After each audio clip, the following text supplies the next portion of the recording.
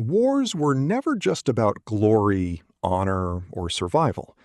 Beneath all the stories of heroic battles and legendary victories, there was something much more calculated happening, something colder. For many kings, war was not chaos, it was strategy. And more importantly, it was business. A king didn't go to war blindly. Behind every campaign was planning, calculation, and expectation. Armies were expensive. Swords, armor, horses, ships, food supplies, none of it came cheap. Maintaining thousands of soldiers required constant funding. On the surface, it looked like war would drain a kingdom's wealth. But kings weren't thinking about cost alone. They were thinking about return. If a war was successful, the rewards could be far greater than anything the kingdom could produce in years of peace. War offered something no normal economy could match: instant expansion of wealth. Instead of slowly building trade, improving agriculture, or developing industries, a king could take a shortcut by taking from others.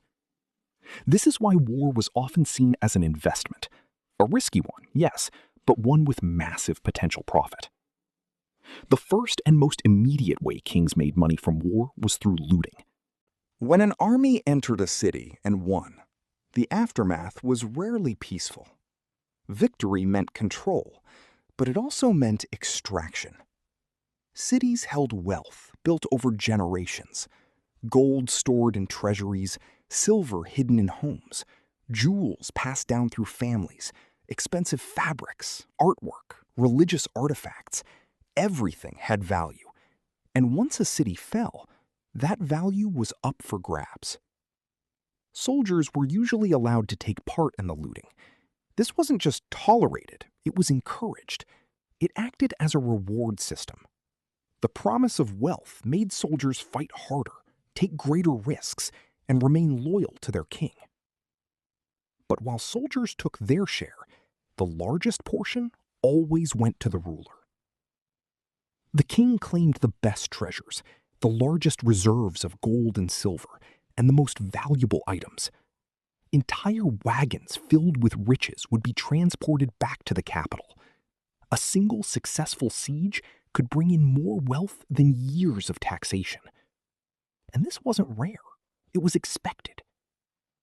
Some campaigns became legendary not just because of military success, but because of how much wealth they produced.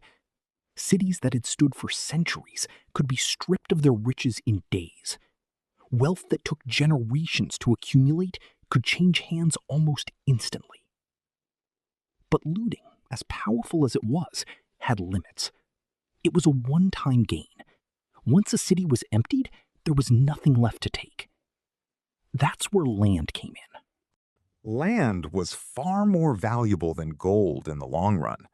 When a king conquered territory, he didn't just gain resources, he gained control over an entire system of production. Farms continued to grow crops, villages continued to function, markets continued to operate. But now, all of it belonged to him. The people living on that land became part of his kingdom, and more importantly, they became taxpayers. Every harvest, every sale, every transaction contributed to the king's income. This created a steady, reliable flow of wealth that could last for decades or even centuries. This is why expansion was so important. A king's power was directly tied to how much land he controlled. More land meant more people, more resources, and more income. War allowed kings to expand quickly, skipping the slow process of internal development.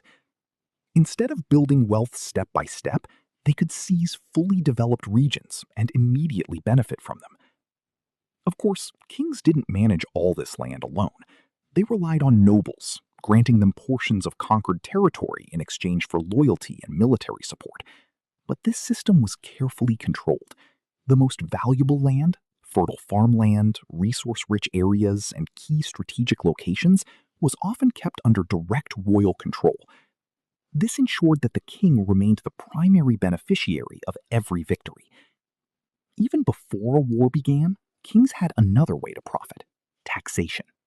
Preparing for war gave rulers a powerful reason to demand more money from their population.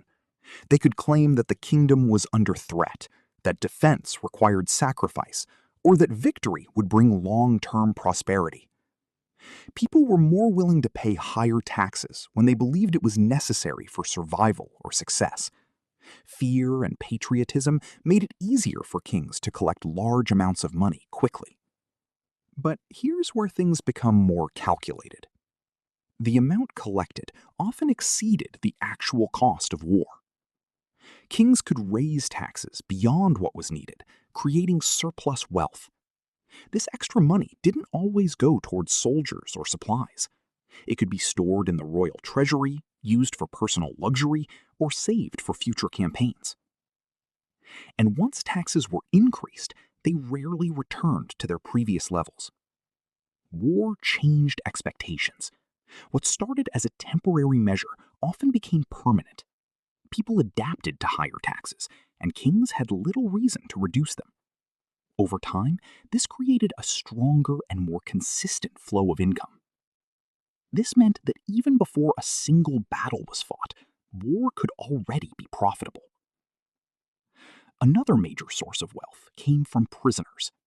On the battlefield, capturing enemies could be just as valuable as defeating them. Ordinary soldiers might be forced into labor, used as workers, or even sold.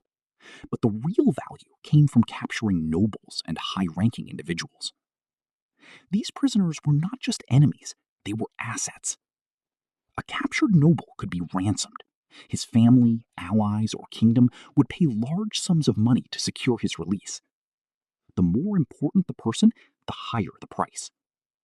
Some ransoms were enormous, capable of funding entire campaigns or significantly increasing a king's wealth. This turned warfare into something more strategic. Instead of simply eliminating opponents, there was an incentive to capture them alive. Battles became opportunities not just for victory, but for profit. Kings and commanders understood this well. They targeted high-value individuals and treated them differently from ordinary soldiers. A single prisoner could be worth more than hundreds of others. This added another layer to the economics of war. It wasn't just about land or loot, it was about people and their financial value.